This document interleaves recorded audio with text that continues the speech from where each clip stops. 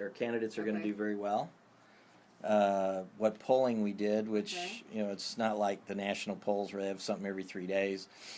We have a poll, two polls for Congress, a poll for both the state reps races, but in all of them we were ahead, and some of them by a lot. In the congressional poll we were up by 8, and in one of the state rep races we were up by 10, and we had a weekend poll of early voters, and we were up by 13. So, I'm not used to this. Normally we've won some races by the skin of our teeth, but this time I think we're going to do very, very well. I saw him running with a sign. He was running with a sign. Oh, really? Yeah, that was pretty interesting. Like he was out exercising. Well, maybe it's to it draws attention, or just to vote in general. Well, in our case, vote for our guy. Okay. If they don't want to vote for our guy, they can stay home. This is about power. I mean, it really matters who wins. Who wins is important, and so trying to get our vote out, trying to get the people who support our candidate out. That's what's primary for us. Now, the other, the good government groups, fine, they can, say get everybody vote. I just assume the Democrats stayed home. Now that probably isn't very PC, but it's a fact, and it's your opinion. That's right, and and I'm sure they would prefer we stayed home. And in 2008, we did.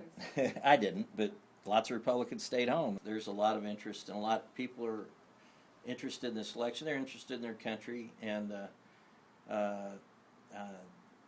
you're seeing the same issues, same things you're seeing nationally or hearing about nationally with the independents breaking to the Republicans. There's a guy in my office building down the hallway from me.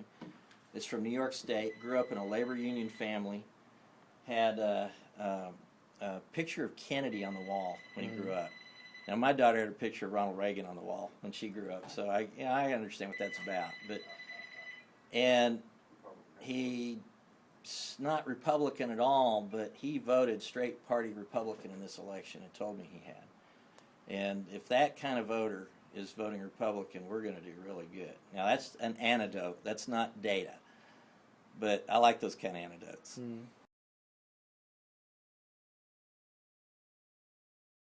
I just made a phone call to a person that is 95 years old, and she wants to go vote, but she doesn't have a way to get over there. And so I explained to her that we can take her, we can pick her up. She doesn't have to get off the car, and then we'll have the machine brought to the vehicle, and that way she can express her right to vote, and then we'll take her back home. So that's what I'm going to do now. 95 years old, poor thing. Okay, let me see, her number is 855. So hopefully this is what democracy is about, is making sure that everybody has a right to vote and is accessible. So no, they got her on the phone. I called asking for her, Viviana, and then they put her on the phone, and then she said, yeah, I wanted to vote, and then she said, I'm ready.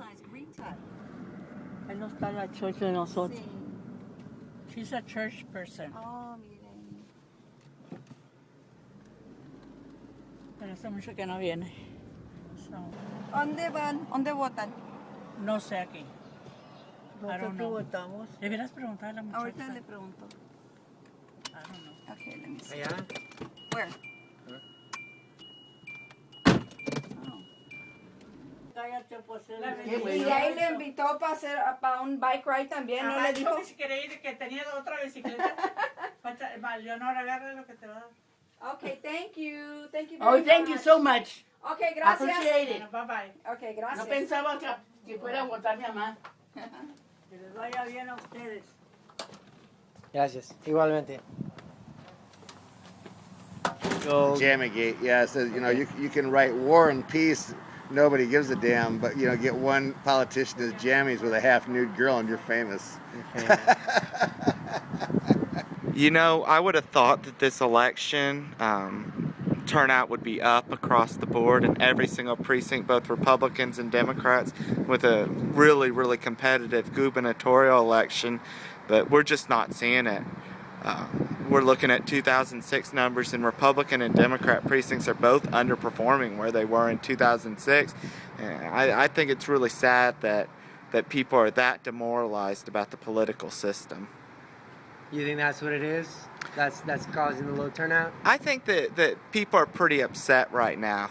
This is the first time in American history where over basically 8-year period, we're going to go from a Republican president with a Republican Congress, Republican president with a Democratic Congress, Democratic president with a Democratic Congress, and Democratic president with a Republican Congress. People are upset. They don't know who to be upset for or with, and so I think people are just demoralized, and it's sad that they don't want to participate in the government anymore, but it really is a reflection of where politicians are today.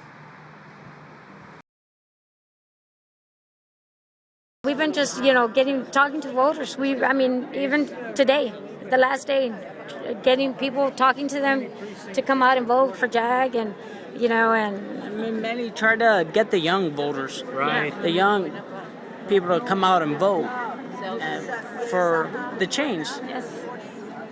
Yeah. President Obama talks about change. We need to start here locally and then work our way there from local, state, and national level. What everybody else is discussing, though, is what's going on with the Democratic Party. Okay, and the problem with the Democratic Party, there's too many factions, and I don't think it's really ideological in nature. I think it's personality. There's big personality conflicts. Now, if it was ideology itself, you could understand that. Okay, it's not ideological. It's just personality, characters. That is a problem, and that's a problem we have to fix. If not, we're going to keep losing elections like this.